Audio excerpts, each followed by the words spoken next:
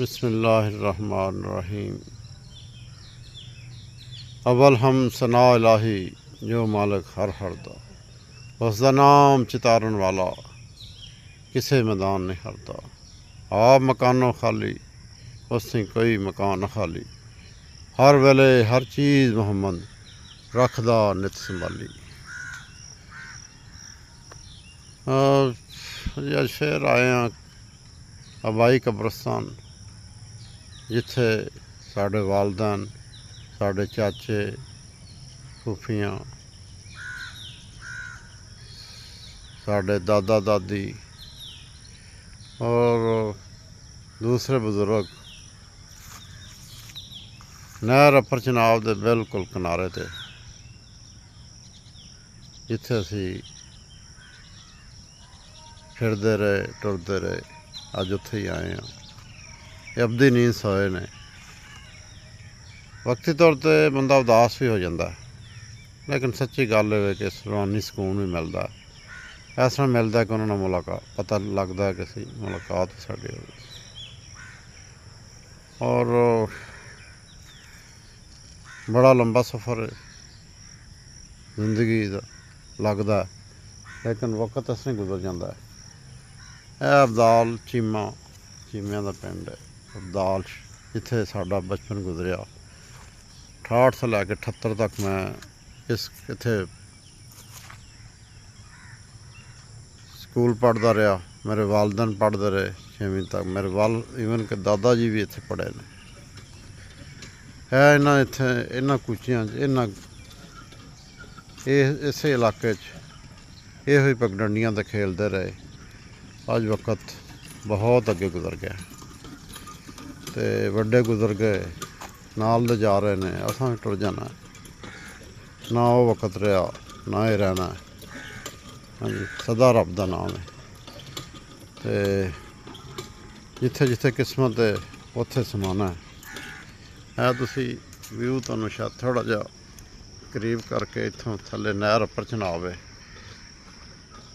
जैंतर दा दरख्त है, टाली है, सामने साडा नहर है। नहर अपर चनाब पुरानी ते नवीं भी, ते अगे बाबा पीर जानिया का सिलसिला है। जी फॉग नज़र आ रही है तुहानूं, ये समोग नहीं फॉग है। तरह तरह के परिंदे इत्थे चहचहा रहे ने। शाम का वक्त है, शाम पई बिन शाम मुहम्मद।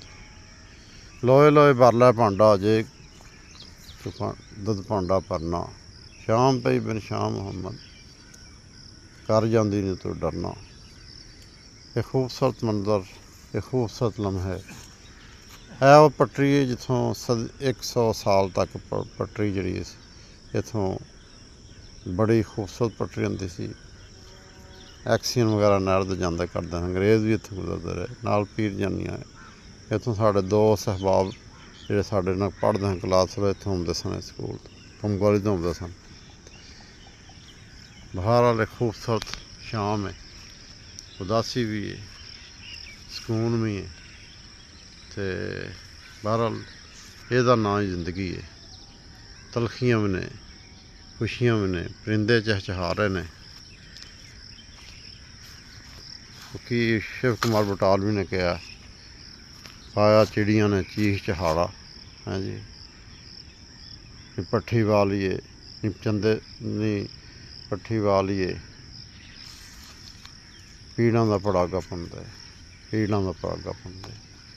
छेती करी छेती जाना बड़ी दूर नहीं, जिथे टुर गया मेरे हानियां दा पूर नहीं। अज वाकई साढ़े हानी कई टुर गए, कई गुजर गए।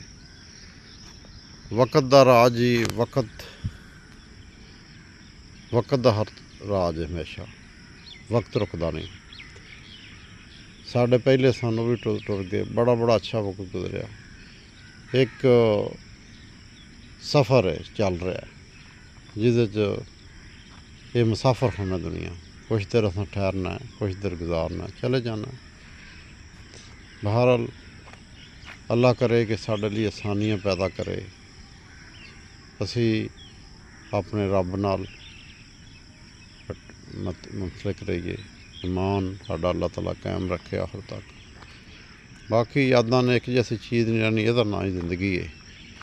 कब्रस्तान दे मशरक अल नहर है, सारी मगरब वाल मशरक अल दे पिंड है लहिंदे अल, यानी कि खूबसूरत स्मैल आउंदी है। दरख्तां च भी उन्हां नूं स्मैल आउंदी है, इहदे पत्ते भी अच्छे लगदे ने। एक ही वजह है कि इत्थे मेरा बचपन, मेरी जवानी वो याद आउंदी मैनूं। इत्थे गुजरे, इत्थे वक्त गुजारिया। ते बहरहाल वक्त दा हर चीज़ ते राज है। जंगल जिहड़ा तुहानूं नज़र आ रहा है, ये भी साढ़े पिंड की खूबसूरती की एक अलामत है। बड़े बड़े दरख्त ने। ये ना इत्थे शामां साढ़ियां इत्थे गुजरदियां नौजवानी दे विच, नहर ते नहांदे भी रहे। ये नहर ते ठंडा यख पानी, एनवायरनमेंट चेंज हो रही है, अज फिजा चेंज हो रही है, लेकिन साढ़े फिर भी एड्डी चेंज उस तरह की तब्दीली नहीं। वक्त बड़ा बदल गया है, पोल्यूशन फैल रही है, इंसानों ने जंगल जोड़े ने शहर बना लेने, तो शहर जंगल बनते जा रहे हैं। तो अल्लाह ताला आसानियाँ पैदा करे, ये दुआ नाल। शाम सूरज गरूब हो रहा, साइड तो नज़र नहीं आ रहा।